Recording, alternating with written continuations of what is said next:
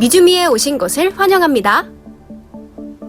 새해 처음으로 선보이는 투자공간 2차 세미나. 한 번의 강의가 평생의 자산으로. 어디서도 듣지 못한 인사이트를 미주미와 함께하세요.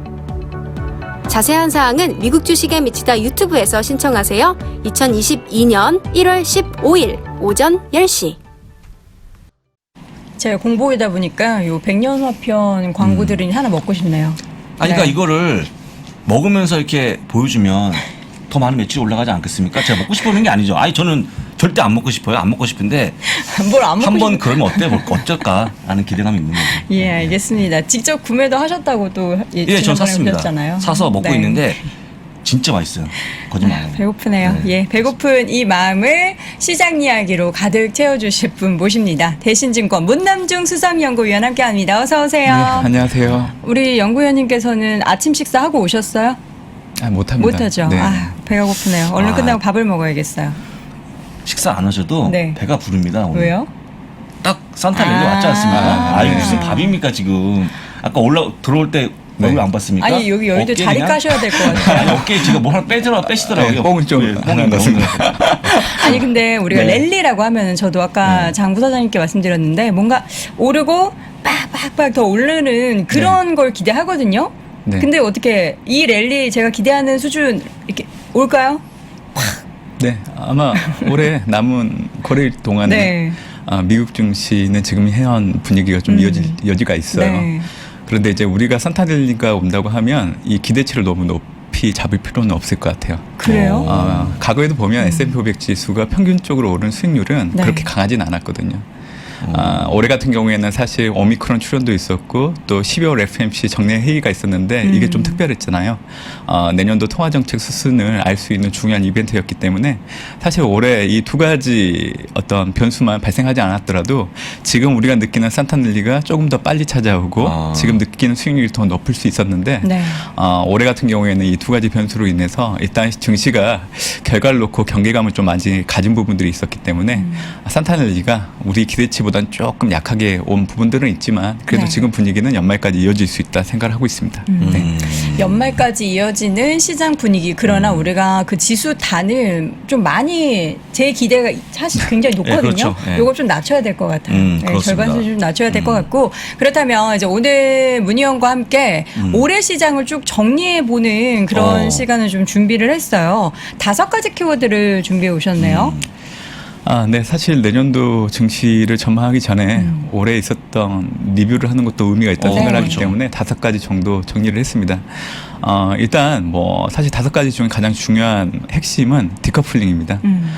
사실 권역 간 디커플링, US와 논 US 디커플링이 올해 하도였는데 올해 S&P 500 지수가 이제 지난 23일 기준으로 26% 올랐는데 이제 전일 마감한 이제 미국 증시 흐름을 놓고 본다고 하면 지금 거의 27, 28% 정도 모든 권역을 아울러서 가장 높은 수익률을 나타내고 있기 때문에 이러한 흐름들이 내년도에도 계속 이어질 수 있다는 생각을 좀 갖고 있어요. 그래서 아마 이 방송을 보고 있는 분들이 대부분 서학개미이실 것 같은데 그렇죠. 올해도 투자 잘하셨지만 내년에도 미국 자산을 중심으로 투자를 하신다고 하면 성과에 대한 기대는 좀 낮출 필요는 있어요. 그래도 올해에 이어서 연속적으로 좀 좋은 수익률을 가지고 갈 수 있는 계기는 될 걸로 좀 그렇게 생각을 하고 있기 때문에 올해 나타났던 US의 논 US 간의 디커플링이 내년도에도 이어질 수 있다. 이거는 꼭 기억을 해주시면 좋겠다는 생각을 하고 있고요.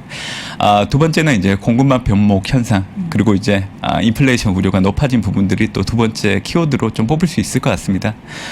공급망 변목 현상 하면 결국에는 이제 일손 부족에 따른 또 임금 상승이 물가가 올라가는데 영향을 준 부분들이 있었는데 이게 내년도 보면 상반기 때까지는 부정적으로 영향을 줄 가능성이 있어 보여요. 다만 내년도는 올해보다 이제 신흥국의 백신 보급이 높아지는 부분들이 있고 또 지금 현재 공급망 변목 현상이 심화됐던 요인들을 놓고 온다고 하면 결국 원 부자재 그리고 부품 수출 비중이 높은 동남아시아 제조 생산이 좀 차질을 보였던 부분들이 있는데 이게 내년도 상반기 정도 되면 코로나19 이전에 평균적으로 국가들이 생산했던 제조업의 수준을 상회할 것으로 좀 보고 있기 때문에 공급망 변목 현상이 좀 완화될 여지가 있고 이렇게 된다고 하면 당연히 고물가에 대한 부담도 낮아질 수 있기 때문에 내년도 상반기 정도까지는 부정적으로 작용할 수 있다 보시면 될 것 같고요. 세 번째는 이제 변이 출현에 따른 뭐 증시 변동성 확대 그리고 이제 경제 정상화가 중단될 여지 이 부분이라고 볼 수 있습니다. 사실 오미크론이 11월 26일 미국 증시에 충격을 줬었는데 그때 마이너스 4% 내로 증시 조정을 보이고 나서 반등 흐름을 좀 보이고 있는 상황인데요. 지금 오미크론이 전파력은 높고 또 유전자 증폭 검사로는 확인이 되지 않고 있기 때문에 전반적으로 우세종으로 좀 변질되어 가고 있는 상황입니다. 결국 미국이 올해 6월부터 일상으로의 회귀를 주창하면서 어떻게 보면 이드 코로나를 시행을 하고 있는데 오미크론이 지금보다 더 확산된다고 하면 내년도 저는 그럴 리는 없을 걸로는 예상을 하고 있지만 우려는 높아질 수 있잖아요. 그래서 이런 부분들을 염두에 두실 필요가 있을 것 같고요. 네 번째는 이제 연준이 지금 테이퍼링을 시행하고 있고 또 내년도 통화정책 수순에 대해서 12월 FOMC를 통해서 알려준 거죠. 그래서 내년 3월이면 테이퍼링이 끝나고 빠르면 FOMC 정례 회의가 있는 내년도 5월 좀 늦어지면 6월 기준금리 인상을 할 걸로 좀 보고 있고요. 그 이후에는 분기별로 연 3회 금리 인상을 할 걸 좀 예상을 하고 있기 때문에 이 점도 좀 알아두시면 좋을 것 같습니다. 참고로 물가가 지금보다 계속 높은 수준으로 올라가는 게 나타난다고 하면 아마 기준금리 인상은 빠르면 내년 3월로 앞당겨질 가능성이 있어요. 그리고 지금 현재 패드워치를 통해서 내년도 기준금리 인상률이 57% 그리고 이제 6월이 그리고 70% 정도로 지금 이 확률이 계속 높아지고 있는 부분들이 있기 때문에 내년도 상반기 특히 3월달 기준금리가 좀 빨리 인상될 여지도 있다는 것들도 계속 모니터링을 해야 되는 부분이라고 보고 있고요. 다섯 번째는 이제 미국에 상장된 중국 기업들이 있는데 자진 상장 폐지를 지금 그렇죠. 하고 있잖아요. 네. 얼마 전에도 차량 공유업체 디디추싱이 자진 상장 폐지를 했듯이 중국 정부가 지금 현재 군가 안보를 바탕으로 해서 민간 기업에 대한 규제를 계속 하고 있는 부분이기 때문에 아마 미국에 상장된 기업들의 상장 폐지가 좀 이어질 여지가 있어요. 그래서 제가 말씀드린 게 5가지 정도 됐는데 이게 어떻게 보면 올해 증시를 되돌아보는 키워드라고 보시면 될 것 같아요. 근데 이렇게 사실 좋았던 것도 있고 안 좋았던 것도 있는데 좀 부정적인 그런 이슈가 내년에도 우리 증시에 좀 발목을 우리 증시가 아니죠. 미국 증시에 네. 발목을 잡을지가 저는 궁금한데 네. 이 중에서 내년에도 계속해서 시장이 좀 안 좋을 때마다 좀 걸림돌이 될 것 같다 싶은 이슈는 뭐가 있을까요? 사실 지금도 뭐 주변 변수로 놓고 온다고 하면 뭐 오미크론도 있고 우크라이나를 둘러싼 지정학적 리스크도 있고 사실 많은 리스크가 있긴 있어요. 그래도 내년도 아마 여러분들이 잘 알고 있는 뭐 변수이긴 하지만 그래도 공급망 변목 현상 그리고 연준의 통화 정책 특히 기준금리 인상이 내년도 미국 증시의 항방을 결정할 중요한 변수가 될 걸로 보고 있기 때문에 여전히 좀 중요하게 봐야 되는 변수로 그렇게 좀 보고 있고요. 제가 내년도 증시를 올해보다는 좀 투자 난이도가 높아질 걸로 예상을 하고 있어요. 그래서 내년도 전반적인 흐름은 상저하고의 흐름을 예상을 하고 있는데 일단 지금 오미크론이라는 게 출현을 했지만 내년도 사실 코로나19에서 벗어날 수 있는 희망감도 높아지겠지만 또 다른 변이가 출현된다고 하면 이러한 기대감이 퇴색될 수 있는 부분들이 있고요. 또 두 번째는 지금 코로나19 이후에 지금 2년 정도 접어들고 있는데 그동안 많은 국가들 특히 미국이 가감한 통화 재정 정책을 통해서 이기 극복을 잘 해왔지만 정부 여력이 내년 되면 올해보다 많이 낮아지는 부분들이 있습니다. 그래서 미국의 경제 정상화 그리고 기업이 속도가 2020년, 2021년과 비교를 한다고 하면 사실 많이 주도될 가능성이 상당히 높아요. 그렇죠. 연준이 12월 달에 얘기한 올해 미국의 경제 성장률은 5.5%였어요. 그리고 내년도는 4% 정도 제시를 했는데 일단 올해보다는 내년도 성장에 대한 눈높이가 좀 낮아지는 수치를 좀 제시는 했죠. 그리고 우리가 보통 기업이익을 얘기할 때 S&P 500 지수의 EPS 증가율 많이 보잖아요. 연간으로 놓고 본다고 해도 올해는 49.8% 상당히 높게 나왔죠. 그러다가 내년도는 8.3%로 기저효과를 감안해도 상당히 크게 떨어집니다. 그래서 제가 말씀드렸던 경제 성장률 또 기업이익 수치를 놓고 본다고 하면 내년도가 올해보다 투자 난이도가 높아지는데 분명히 영향을 줄 수 있는 요인으로 작용할 수 있기 때문에 그래서 강조를 좀 드려서 얘기 드리는 거고요.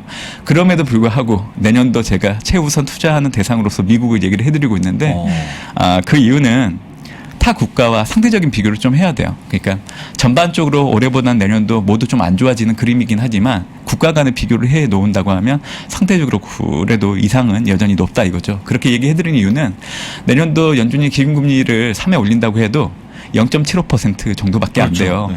금리 레벨이 낮다는 거죠. 결국에는 미국 경제 성장을 저해하지 않는 수준이기 때문에 크게 문제가 안 되기 때문에 미국 위험 자산에 대한 선호가 계속 높아질 수 있는 부분들이 있고요.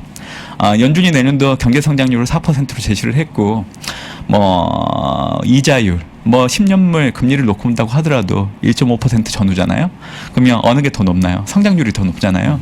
보통 이자율보다 성장률이 높은 투자 환경이 지속된다고 하면 사실 주식시장이 여전히 괜찮아요. 그래서 이 두 가지를 놓고 봤을 때 내년도 상반기에서 하반기로 이 미국 증시의 변동성을 높일 수 있을 만한 이 변수들의 영향력이 좀 줄어드는 이 그라데이션 효과가 나타나면서 좀 안정성을 되찾아갈 걸로 좀 예상을 하고 있기 때문에 상저 하고 흐름을 좀 기억을 해주시면 좋을 것 같고 저는 내년도 S&P 500 지수의 밴드를 4,300에서 5,300 정도 보고 있어요.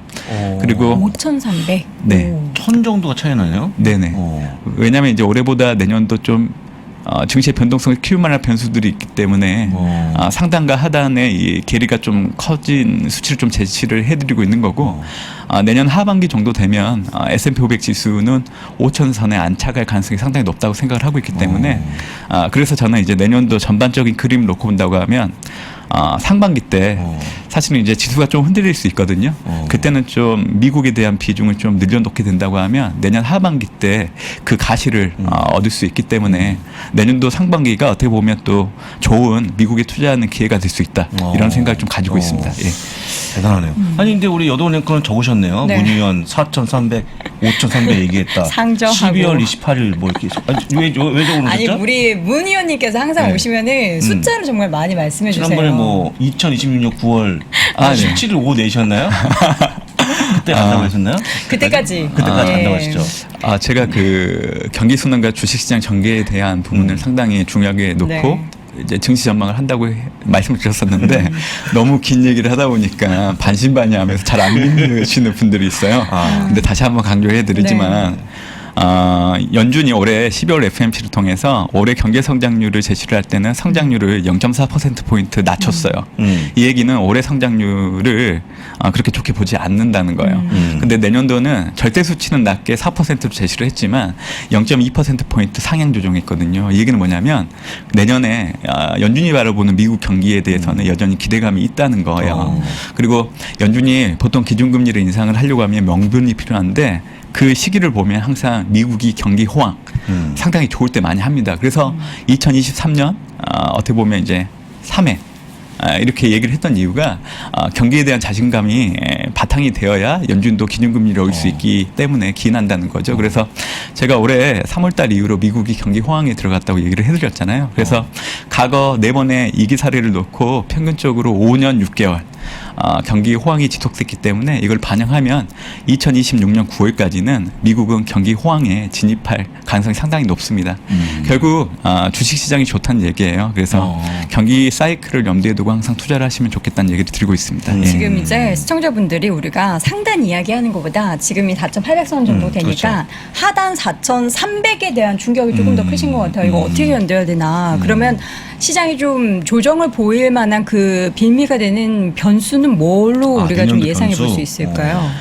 사실은 우선적으로는 네. 오미크론의 확산이 좀 더 증가하면서 만약에 이제 바이든 대통령은 부분 봉쇄 도입이 없다 얘기는 하셨지만 네. 심각해지면 사실 부분 봉쇄를 도입할 여지도 있거든요. 중국 같은 경우에도 지금 현재 내년도 북경올림픽을 앞두고 일부 부분 봉쇄를 도입을 한 게 나타나고 있는 걸 감안하면 그게 실현 불가능한 얘기는 아니에요. 그래서 내년도 만약에 오미크론 관련해서 부분 봉쇄가 도입된다고 하면 아마 미국 증시 조정의 트리거로 작용할 수 있는 첫 번째 변수로 보시면 될 것 같고요. 또 얘기는 해드렸지만 공급망 변목 현상, 그리고 이제 연준의 기준금리 인상. 근데 금융위기 이후에 연준의 통화정책 수순을 놓고 본다고 하면 미국 증시가 하락을 보였던 이벤트가 테이퍼링 시행과 기준금리 인상이었어요. 그렇기 때문에 내년도 기준금리 인상하게 되면 우리가 다 인식은 하고 있지만 그래도 미국 증시가 조정을 보일 겁니다. 그래서 제가 말씀드렸던 세 가지는 내년도 상반기 때 좀 꾸준하게 보셔야 되고 저는 이 세 가지 중에 연준의 기준금리 인상 이거는 무조건 S&P 500 지수 기준으로 대략적으로 3% 내외 정도로 좀 하락하는 계기가 될 수 있기 때문에 내년도 좀 부정적으로 봐야 되는 변수로 좀 얘기를 드리고 있는 상황이에요. 네. 알겠습니다. 자, 그렇다면 내년 시장 사실 뭐 상저하고를 말씀해 주셨고 그래도 상단 우리가 좀 긍정적으로 봤을 때 5,300까지 열어두셨어요. 그러면 이제 내년에 어떤 섹터가 어떤 스타일의 투자가 좋을지 관련해서 좀 이야기를 해주실 수 있으실지 그리고 중요한 게 이제 또 우리 ETF 많이들 언급하시잖아요. 네. ETF까지 좀 언급 좀 해주세요. 아마 이제 개별 주식을 하시게 되면 개별 종목의 위험, 시장 위험 이 두 가지를 가지고 하셔야 되는데 네. ETF는 시장 위험에만 초점을 맞추시기 때문에 변동성이 좀 낮은 장점이 있습니다. 그래서 네. 최근에 이제 서학개미 분들이 좀 ETF 관심 많이 높으시는 것 같은데요. 일단 내년도 뭐 섹터와 스타일을 선택을 하신다고 하면 일단 연준의 통화 정책이 본격화되는 부분들이 분명 무시할 수 없는 변수이기 때문에 시장 불확실성에 대응할 수 있는 안전하고 실효성 있는 전략이 필요하다고 생각을 하고 있습니다. 그래서 낮은 변동성을 가지고 있는 고배당 그리고 이제 시적 안정성을 담보할 수 있는 섹터를 선택을 해야 된다고 얘기를 좀 드리고 있어요. 네. 그래서 내년도 S&P 500 지수의 EPS 증가율이 연간으로 8.3% 정도인데 에너지, 경기 소비재 그리고 산업재가 이익 모멘텀이 각각 31%, 28%, 20% 크게 나옵니다. 그래서 이 섹터에 주목을 하시면 좋을 것 같고요. 제가 고배당을 말씀드렸잖아요. 에너지 산업재 같은 경우에는 과거 2010년에서 2019년 S&P 500 지수의 전반적인 평균 배당률보다 상회하는 배당률을 좀 줬던 사례가 있기 때문에 어떻게 보면 이익 모멘텀과 고배당이라는 두 마리 토끼를 잡으시려고 하면 에너지 산업재를 중심으로 좀 관심을 가지시면 좋을 것 같고요. 제가 내년도 이런 얘기를 좀 드린 거를 바탕으로 해서 좀 여러분들이 좀 알아두시면 좋을 만한 ETF를 화면을 통해서 한번 보여드리겠습니다. 예. 제가 말로 하면 항상 이 티커도 그렇죠. 잘 기억이 안 나고 헷갈리시죠? 그러시기 때문에 지금 혹시 네, 보여주시는 화면. 거 일단 내년도 제가 최우선 투자 국가로서 미국을 제시하고 있기 때문에 이 스파이라는 티커를 갖고 있는 스파이더 S&P 500 ETF 트러스트를 좀 우선적으로 투자를 하시면 좋겠다는 생각을 하고 있고요. 이 섹터와 스타일로 놓고 온다고 하면 제가 전에도 한번 나와서 말씀드렸는데 티커 VIG, 뱅가드 디비던트 어프리시에이션 ETF가 좋은 대안이 될 걸로 좀 보고 있습니다. 그리고 테마로 놓고 온다고 하면 ESG, 티커는 ESGV고요. 메타버스는 메타, 우주항공은 아이세우스가 운영하고 있는 ITA, 그리고 전기차는 DRIV, 글로벌 X가 운용을 하고 있는 ETF인데 사실 테마에 들어가는 ETF는 가치주보다는 성장주에 들어갑니다. 그래서 제가 내년도에는 성장주 투자를 하는 전술적인 방법에 대해서는 가격 조정이 일어날 때마다 비중을 확대하게 된다고 하면 내년도에는 빚을 바라지 못하더라도 2023년 빠르면 내년도 하반기 때부터 성장주의 수익률이 올라올 여지가 있다고 생각을 하고 있기 때문에 사실 성장주는 가격 조정 시마다 비중을 확대하는 전략을 좀 얘기를 드리고 있습니다. 그래서 내년도에 혹시 미국에 대한 투자를 하시려고 하면 제가 말씀드렸던 이 ETF를 통해서 좀 하시면 좋겠다는 생각을 하고 있고요. 제가 말씀드린 거는 자산 배분 관점에서 주식군 내에서 제시하는 ETF입니다. 그러니까 주식과 채권, 원자재, 부동산 이렇게 네 가지 자산군으로 우리가 보통 구분할 수 있는데 주식은 35%, 채권은 40%, 원자재는 20%, 그리고 부동산은 5% 자산 비중을 준 상황 하에서 이 주식군 내에서는 제가 제시하는 ETF를 통해서 투자하시는 게 하나의 좋은 대안이 되지 않을까 생각을 하고 있습니다. 예. 내년도 시장에 그렇습니다. 우리가 또 매수의 네. 기회가 네, 온다라는 그러니까요. 거는 좋은 거죠. 좋은 거죠. 근데 지금 일단 많이 보유하고 계신 분들은 포트폴리오 그럼 뭐 조정을 해야 되는지 아니면 추가 여윳돈으로 좀 저점에서 추가적으로 또 좋은 이런 ETF를 매수해야 되는지는 여러분들이 좀 판단하셔야 될 것 같아요. 지금 가지고 있으시면 네. 계속 보유하시면 좋고요. 또 이제 보통 이제 주식이라는 게 움직이잖아요. 네. 그래서 항상 제가 말씀드리는데 이 주식이라는 거는 오를 때 팔고 떨어질 때 사는 전략이 가장 좋습니다. 그래서 앞으로도 좀 여유 자금들이 생긴다고 하면 꾸준하게 비중을 확대하는 흐름들로 있습니다. 가신다고 하면 네. 제가 말씀드렸던 경기 호황 2026년 9월까지 좋은 가시를 맺을 가능성이 높다 생각하고 있습니다. 네. 2026년 9월은 네, 뭐 9월까지. 계속해서 예. 강조하시네요. 예, 그렇습니다. 기대해 보도록 예. 하겠습니다. 자, 오늘도 문남중 수석 연구위원 함께했습니다. 위원님 내년에 뵙겠습니다. 네, 고맙습니다. 고맙습니다. 예. 키움증권 해외 주식 수수료 0.07%, 환전 후대 95%, 비대면 계좌만 있으면 누구나 신청 가능.